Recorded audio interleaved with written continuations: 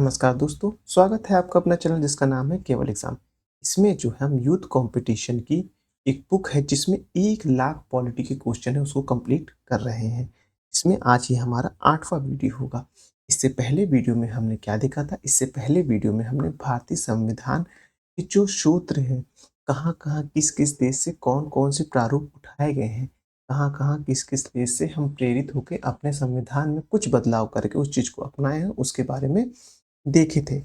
अगर आप यह वीडियो पहली बार देख रहे हैं, तो इससे पहले वाला वीडियो जाके ज़रूर देखें। यूट्यूब थंबनेल में ही आपको नीचे दिख जाएगा, उसमें लिखा है संविधान के विभिन्न सूत्र लिखा हुआ है। उसी को आज हम आगे बढ़ा रहे हैं, जिसमें आज हम पढ़ने जा रहे हैं संविधान सभा के सत्र। जो-जो सत्र हुए थे, इसमें 11 माना जाता है, लेकिन जब 24 जनवरी को 24 जनवरी 1950 को उसको 12वां सत्र मान लिया जाता है, अंतिम बैठक के रूप में। तो जो 11-12 सत्र हुए थे, उसमें किन-किन डेटों पे होते हैं, इसको देख लेते हैं एक बार। चलिए प्रारंभ करते हैं, लेकिन उससे पहले अगर आपने अभी तक हमारे चैनल को सब्सक्राइब नहीं किया, सब्सक्राइब कर लीजिए। वीडियो अच्छी लग रही है लाइक करिए और सुझाव देने के लिए कमेंट भी करिए। पहला सत्र आप देखेंगे तो 9 से लेके 23 दिसंबर 1946 के बीच हुआ था। पहला सत्र कब हुआ था? 9 से लेके 23 दिसंबर 1946 को हुआ था।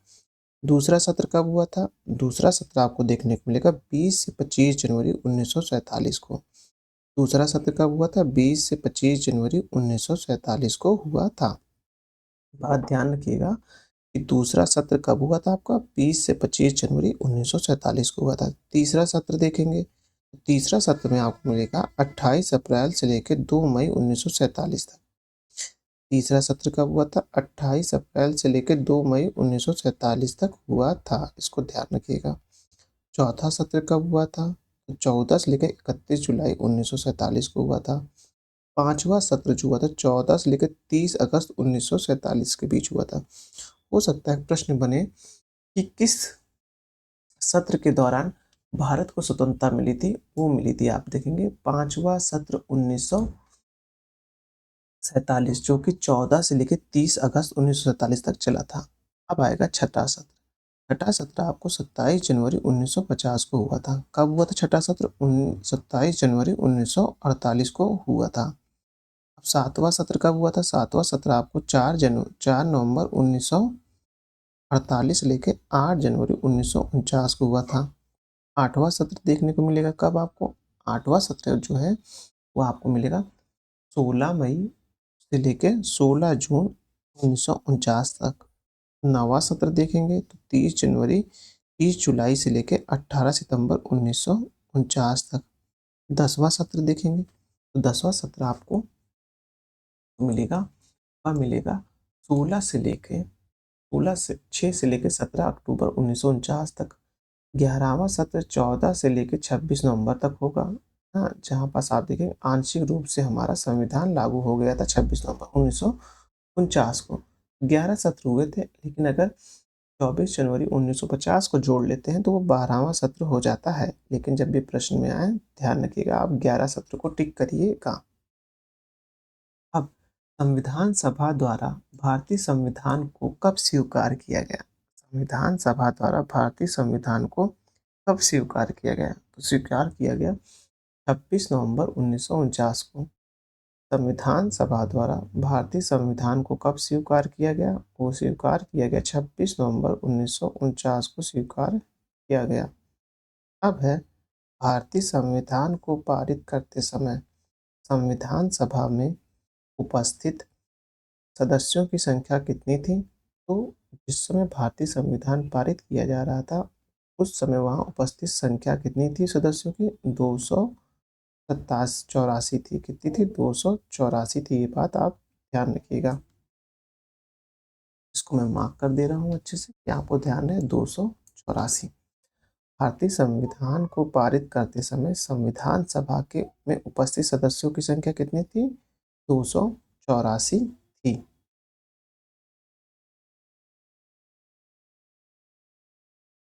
अब इसको और थोड़ा जूम कर लें हम, ताकि आपके स्क्रीन पर केवल जो है प्रश्न नजर आए उसके उत्तर। संविधान पर संविधान पर सदस्यों द्वारा कब हस्ताक्षर किया गया? कब हस्ताक्षर किया जाता है? 24 जनवरी 1950 को संविधान में सदस्यों द्वारा हस्ताक्षर किया जाता है और इसका प्रारूप जो है, यानी कि इसकी जो ओरिजिनल कॉपी है, आपको अभी भी सुरक्षित है, आपको देखने को मिल जाएगी।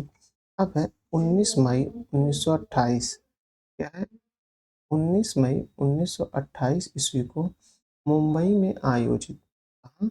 मुंबई में आयोजित सर्वदलीय सम्मेलन द्वारा, मुंबई में आयोजित सर्वदलीय सम्मेलन द्वारा भारत के संविधान के सिद्धांत निर्धारण हेतु नियुक्त समिति के अध्यक्ष थे। कौन थे? पंडित मोतीलाल नेहरू थे। कौन थे? पंडित मोतीलाल नेहरू थे। अब आगे देखते हैं। नेहरू समिति ने अपना प्रतिवेदन कब प्रस्तुत किया? यानी नेहरू समिति जो थी उसने अपनी रिपोर्ट या अपनी बातें कब रखी? 10 अगस्त 1928 को रखी थी। किसकी अध्यक्षता में? मोतीलाल नेहरू की अध्यक्षता में रखी थी। वह सिद्धांत क्या है इस पर नेहरू रिपोर्ट का प्रारूप आधारित है? वह है अधिराज का सिद्धांत। इसका अधिराज का सिद्धांत आधारित है। अब आप हम देखेंगे नेहरू समिति के सदस्य। जो नेहरू समिति बनी थी 1928 को, उसके सदस्य कौन कौन थे? जो 10 अगस्त 1928 को बनी थी, कौन कौन सदस्य थे? नेहरू समिति के सदस्य में कौन दिखेंगे आपको? मोतीलाल नेहरू जो कि अध्यक्ष कांग्रेस के थे, सुभाष चंद्र बोस। नेहरू समिति को अच्छे से ध्यान रख लीजिए। नेहरू समिति में मोतीलाल नेहरू अध्यक्ष थे, सुभाष चंद्र बोस कांग्रेस की तरफ से थे, जवाहरलाल नेहरू सचिव थे, सर अली इमाम मुस्लिम लीग के थे, फिर था आपका शुआब कुरैशी मुस्लिम लीग के थे, जे आर प्रधान दलित थे, एम एस ओड़े हिंदू महासभा के थे, एम एस जयकर कहाँ के थे? वो थे हिंदू महासभा के थे। सरदार मंगल सिंह कहाँ के थे? वो सिख थे। तेज बहादुर सप्रू कहाँ के थे? वे उदारवादी समुदाय के थे। एम एन जोशी कौन थे? एम एन जोशी आपको देखने को मिलेगा कि श्रमिक संघ के थे। एम एन जोशी कहाँ से थे? श्रमिक संघ से थे। उसके आगे देखते हैं कि भारतीय संविधान का प्रमुख प्रारूपकार कौन नियुक्त किया गया था? जो उसके प्रारूपकार बनाए गए थे वो आप देखेंगे एल एन मुखर्जी थे। कौन थे? एल एन मुखर्जी थे। संविधान सभा के प्रारंभ में अस्थायी अध्यक्ष किसे नामित किया गया? जो संविधान सभा के प्रारूप में अस्थायी अध्यक्ष किसे नामित किया गया? वो फ्रैंक एंथोनी को नियुक्त किया गया। संविधान सभा के प्रारंभ में अस्थायी उपाध्यक्ष किसे नामित किया गया? संविधान सभा में अस्थायी उपाध्यक्ष को फ्रैंकन एंथोनी को नियुक्त किया गया। ये इंपॉर्टेंट है, आप हो सकता है इसको समझ लें। जब उपाध्यक्ष के रूप में सच्चिदानंद को किया गया तो हो सकता है आप उससे कोरिलेट कर ले, तो इसको ध्यान रखिएगा।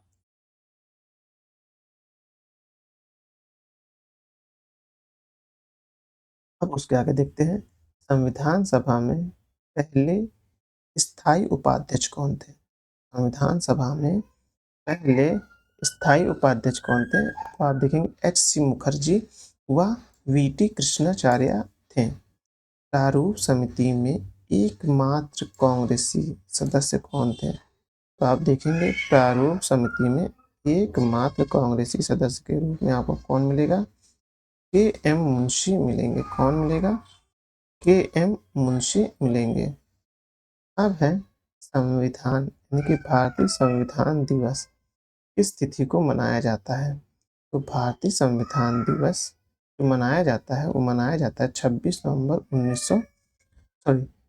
नवंबर को संविधान दिवस मनाया जाता है। क्यों मनाया जाता है? क्योंकि 26 नवंबर 1949 को इस दिन आंशिक रूप से हमारा संविधान लागू हुआ था, इसलिए इसी दिन को हम संविधान दिवस के रूप में मनाते हैं।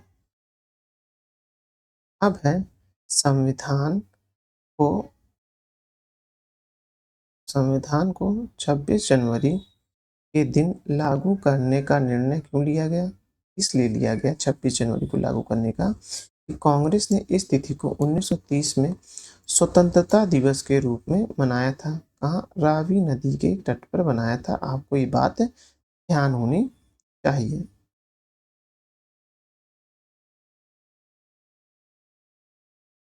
अब आगे देखते हैं, डॉक्टर भीमराव अंबेडकर का संविधान सभा में निर्वाचन किस क्षेत्र से हुआ था? तो पहली बार देखेंगे तो आपको पश्चिम बंगाल से तथा देश विभाजन के बाद बम्बई प्रेसिडेंसी ये पूना में निर्वाचित किया गया था। कहाँ से? बम्बई प्रेसिडेंसी के पूना से निर्वाचित किया गया था।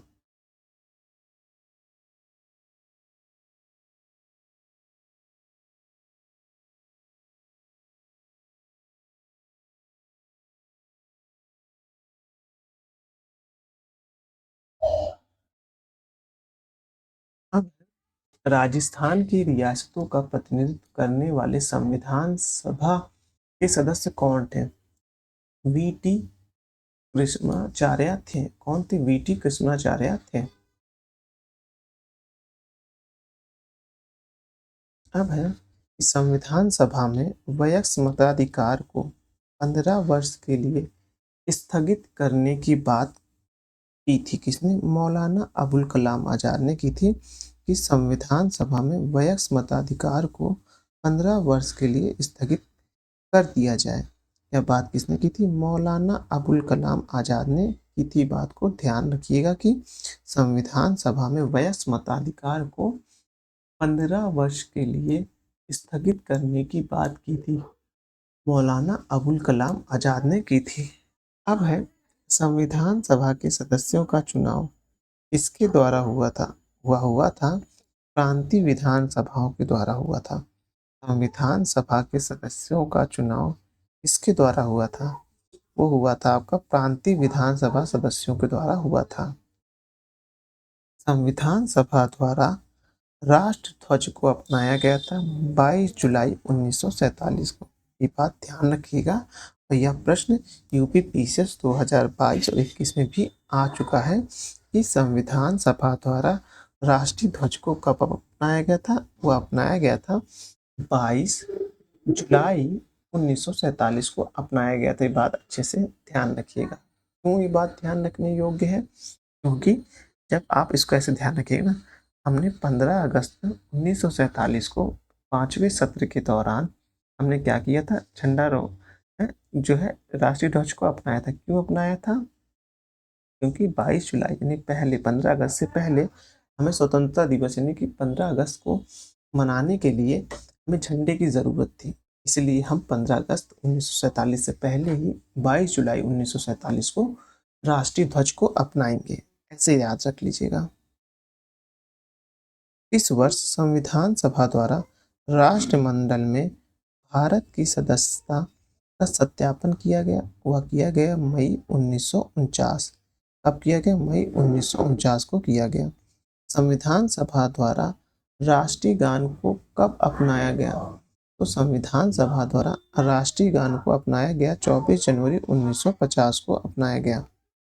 बात ध्यान रखिएगा, संविधान सभा द्वारा राष्ट्रीय गान को कब अपनाया गया? तो संविधान सभा द्वारा राष्ट्रीय गान को 24 जनवरी 1950 को अपनाया गया। अब इसको कैसे याद रखेंगे राष्ट्रीय गान को?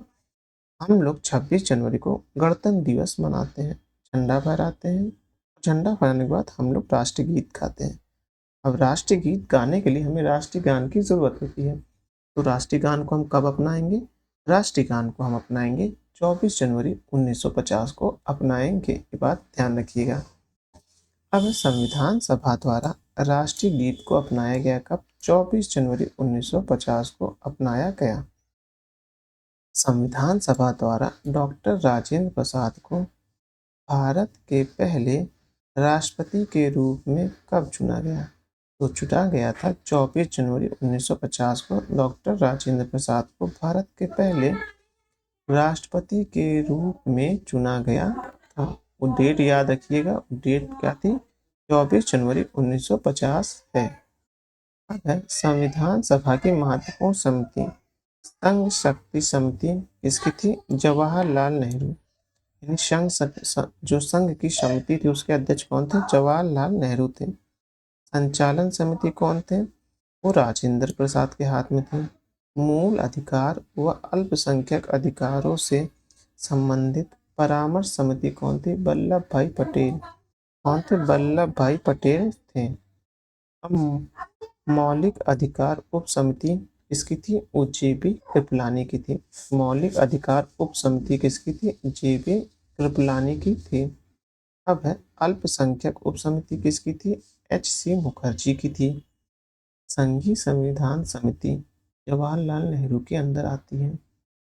प्रांतीय संविधान समिति वल्लभ भाई पटेल के अंतर्गत आती है। फिर उसके बाद देखेंगे आप कि प्रारूप समिति डॉक्टर भीमराव अंबेडकर के अंतर्गत आती है। प्रक्रिया नियम समिति वो राजेंद्र प्रसाद के अंतर्गत आती है। कार्य संचालन समिति एच मुखर्जी के अंतर्गत आती है। राष्ट्रीय ध्वज संबंधित तदर्थ समिति राजेंद्र प्रसाद के अंतर्गत आती है। संविधान सभा के कार्यकरण संबंधित समिति वो जीवी मावलंकर के अंतर्गत आती है। राज्य संबंधित समिति जवाहरलाल नेहरू के अंतर्गत आती है। बिल एवं स्टॉक समिति वो राजेंद्र प्रसाद के अंतर्गत आती है। संविधान सभा के प्रारूप समिति का गठन किया था, इस कब हुआ था? वो हुआ था 19 अगस्त 1947 को। संविधान सभा के प्रारूप समिति का गठन किया गया था 19 अगस्त 1947 को किया गया था। संविधान सभा के प्रारूप समिति के अध्यक्ष कौन थे?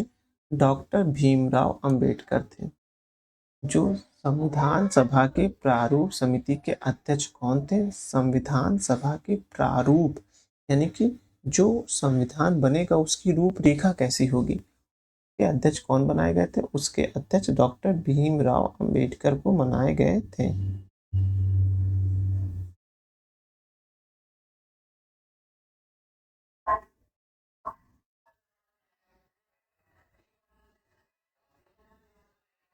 अब है संविधान सभा के प्रारूप समिति में सम्मिलित सदस्यों की सदस्य कितनी थी? वो समिति के सदस्य आपको मिलेगा 7।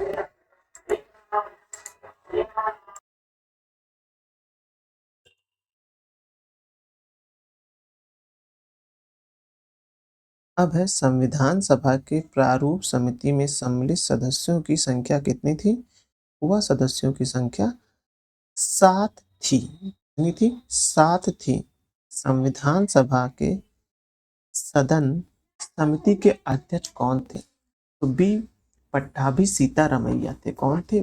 बी पट्टाभी सीतारमैया थे। याद रखिएगा संविधान सभा के सदन समिति के अध्यक्ष कौन थे? बी पट्टाभी सीतारमैया थे। झंडा समिति के अध्यक्ष कौन थे? डॉक्टर राजेंद्र प्रसाद थे। झंडा समिति के अध्यक्ष कौन थे? डॉक्टर राजेंद्र प्रसाद थे।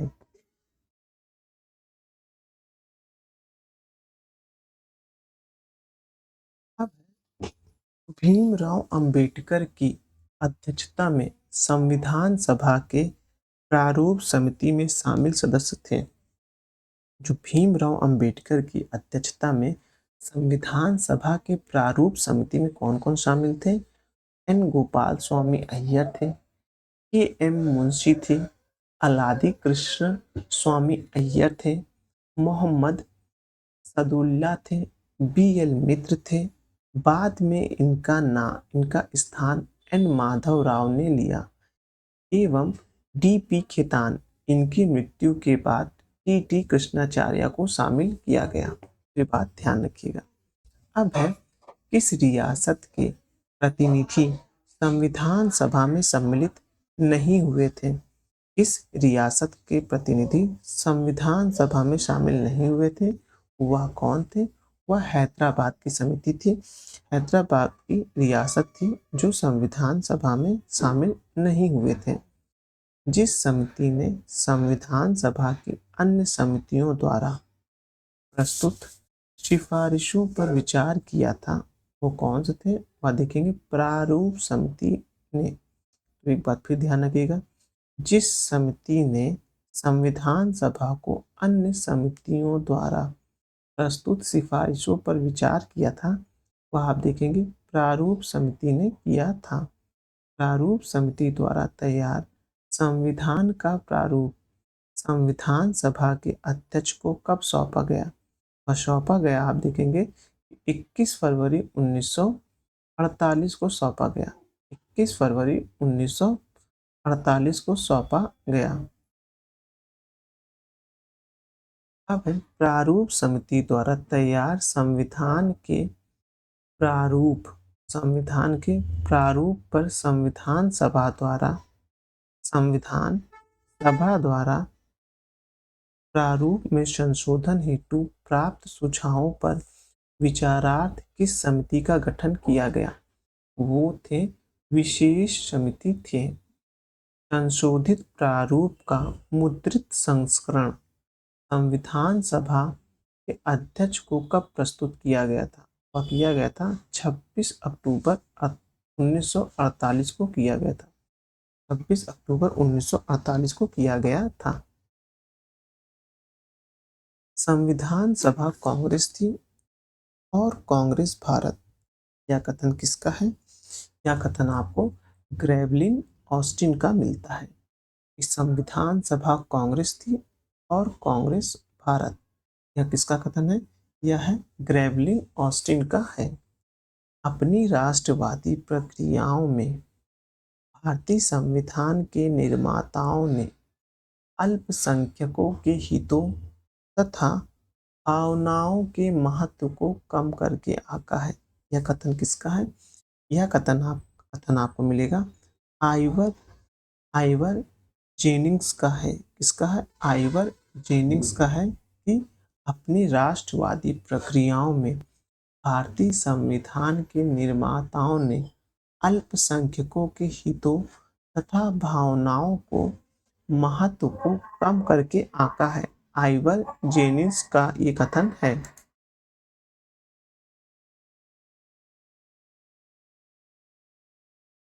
अब है भारत की स्वतंत्रता के बाद भारतीय राष्ट्रीय कांग्रेस को एक राजनीतिक दल के रूप में भंग कर दिया जाना चाहिए। यह किसका कथन है? यह महात्मा गांधी का कथन है। प्रारूप समिति ने एक मौलिक प्रलेख तैयार करने के बजाय विद्यमान परिस्थितियों में एक व्यवहारिक प्रलेख तैयार करने की चेष्टा की। यह कथन डॉक्टर भीमराव अंबेडकर का है कि प्रारूप समिति ने एक मौलिक प्रलेख तैयार करने के बजाय विद्यमान परिस्थितियों में एक व्यवहारिक प्रलेख तैयार करने की चेष्टा की। ये डॉक्टर भीमराव अंबेडकर का कथन है।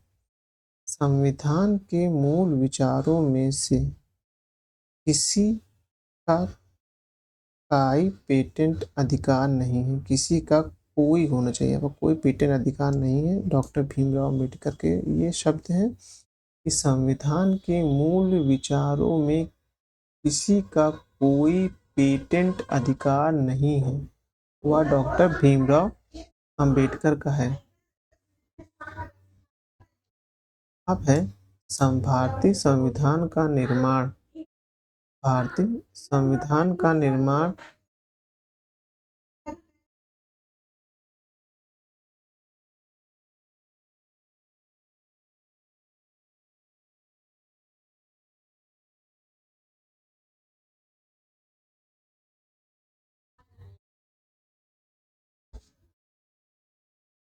भारतीय संविधान विश्व का सबसे बड़ा एवं विस्तृत संविधान है।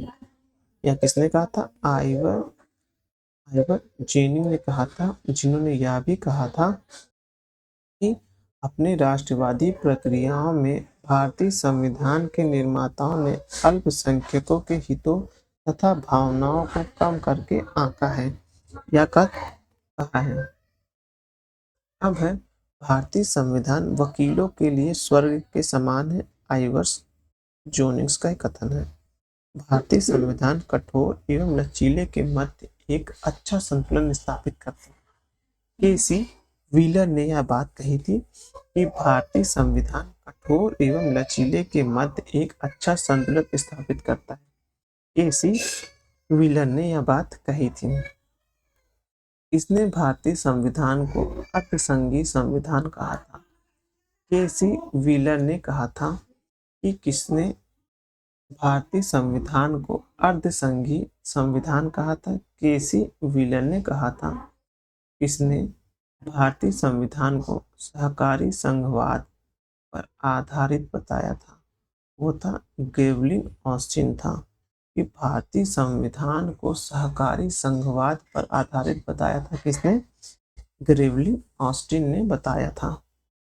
भारतीय संविधान में आधुनिक मनु की संज्ञा किसे दी गई थी? डॉक्टर भीमराव अंबेडकर को दी गई थी। भारतीय संविधान में आधुनिक मनु की संज्ञा किसे दी गई थी? डॉक्टर भीमराव अंबेडकर को दी गई थी।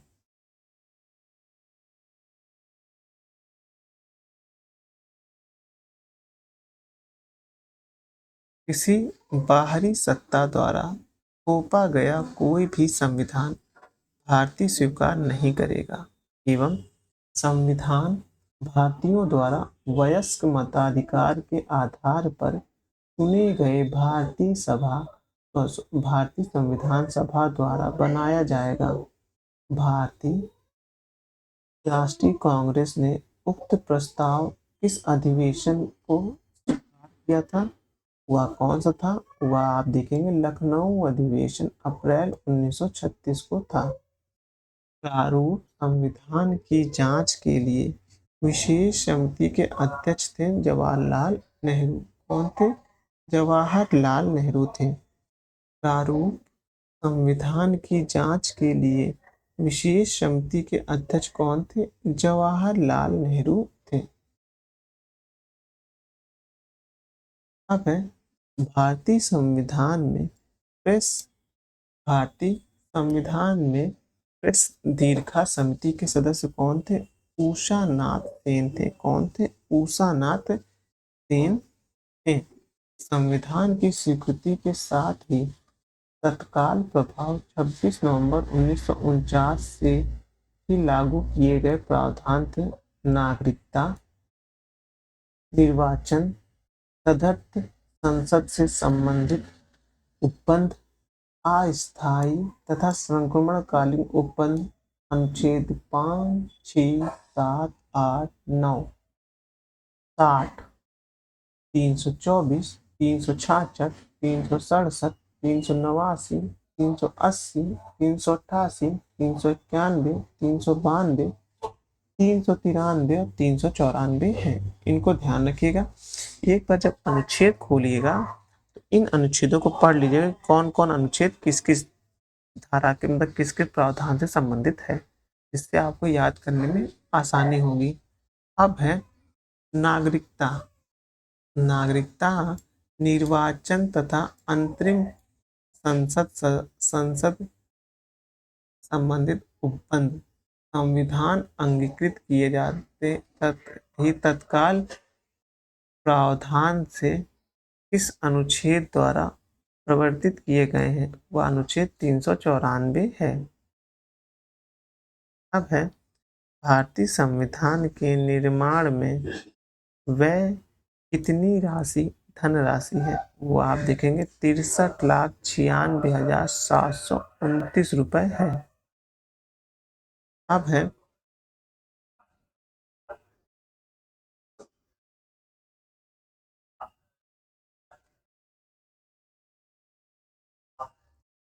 संविधान सभा के अध्यक्ष ने संविधान पर हस्ताक्षर कब किया? 26 नवंबर 1949 को किया। भारत के संविधान सभा के अखिल भारतीय दलित वर्ग संघ के सदस्यों के रूप में शामिल हुए थे कौन? जगजीवन राम शामिल हुए थे।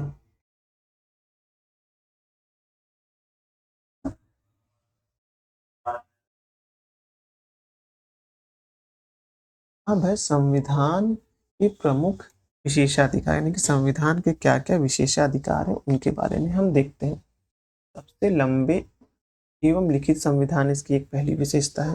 जब भी ऐसा ये सब मेंस के साथ साथ आजकल प्रीलिम्स के भी क्वेश्चन बनते जा रहे हैं, आपको पता होना चाहिए। आप जब पहले मेंस लिखते इस तरह के प्रश्न बनते थे, लेकिन अब जो है कॉन्सेप्ट बेस्ड जो है बहुविकल्पी बनने लगे हैं, जिसमें 4 विशेषताएं दी गई जाएंगी, फिर नीचे क्रम लगा दिया जाएगा कि पहला दूसरा सही है, दूसरा तीसरा सही है, तीसरा चौथा सही है, चौथा पहला सही है, इस तरह के क्रम लगा दिए जाएंगे। तो इसको ध्यान रखिएगा आप लोग कि संविधान की प्रमुख विशेषताओं में से कौन है सबसे लंबा एवं लिखित संविधान। ये इसकी विशेषता है ही विभिन्न स्रोतों के ग्रहण से निर्मित है। यहाँ पर निर्मित ग्रहण से मतलब तो प्रेरित हो जाता, ज्यादा अच्छा शब्द रहता, प्रेरित शब्द ज्यादा अच्छा लगता है। अब है नम्यता एवं अनम्यता के मध्य बेहतर संबंध। संघीय संविधान की स्थापना के साथ साथ एकात्मकता के तत्व विद्यमान है, यानी संघीय व्यवस्था के स्थापना के साथ साथ एकात्मकता के तत्व भी विद्यमान है। सरकार का स्पष्ट लोकतांत्रिक संसदीय स्वरूप। अब देखेंगे हम कि संसदीय प्रभुता विद्यमान एवं न्यायिक सर्वोच्चता के मध्य समन्वय है। एकीकृत एवं स्वतंत्र न्यायपालिका की स्थापना की गई है। मूल अधिकारों का प्रावधान है, इसका है मूल अधिकारों का प्रावधान है। साथ ही साथ राज्य के नीति के निर्देशक सिद्धांत एवं मौलिक कर्तव्य का वर्णन है। एक पंथ निरपेक्ष राज्य की स्थापना है। वयस्क मताधिकार पर आधारित लोकतंत्र है। एकल नागरिकता की व्यवस्था की गई है। कुछ स्वतंत्र निकायों की स्थापना जैसे निर्वाचन आयोग, वित्त आयोग, लोक संघ लोक सेवा आयोग आदि। आपातकाल का प्रावधान किया गया है जो जर्मनी से प्रेरित होकर लिया गया है। त्रिस्तरीय लोकतांत्रिक सरकार की स्थापना।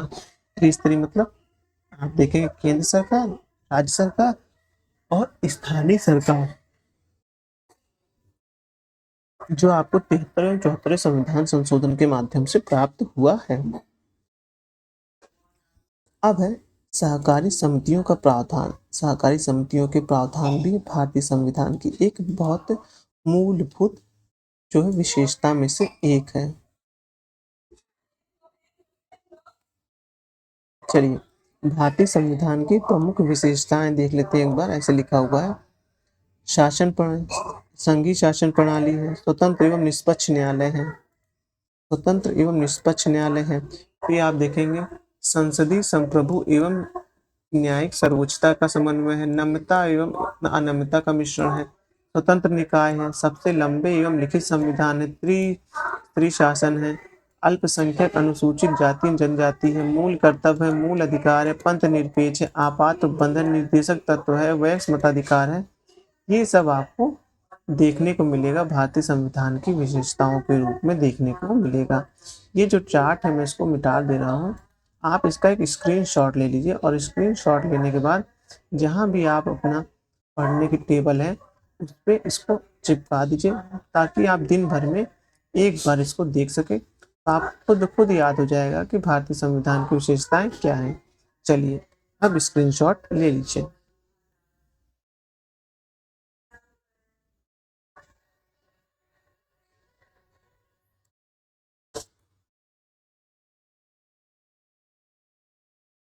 अब आ रहा है हमारी उद्देशिका प्रस्ताव। उद्देशिका प्रस्ताव एक ऐसा प्रस्ताव है जिसके बारे में हमें बहुत अच्छे से डीप से समझना है। पूरी प्रस्तावना को पहले हम समझाएंगे कि प्रस्तावना में क्या क्या क्या क्या होता है, क्या क्या शब्दावलियां हैं, किन क्रम में शब्दावलियां हैं, कैसी कैसी शब्दावलियां हैं, इनको हम पहले समझाएंगे। उसके बाद हम उद्देशिका से जितने भी प्रश्न हैं उनको हल करने का प्रयास करेंगे। तो चलिए आज ये वीडियो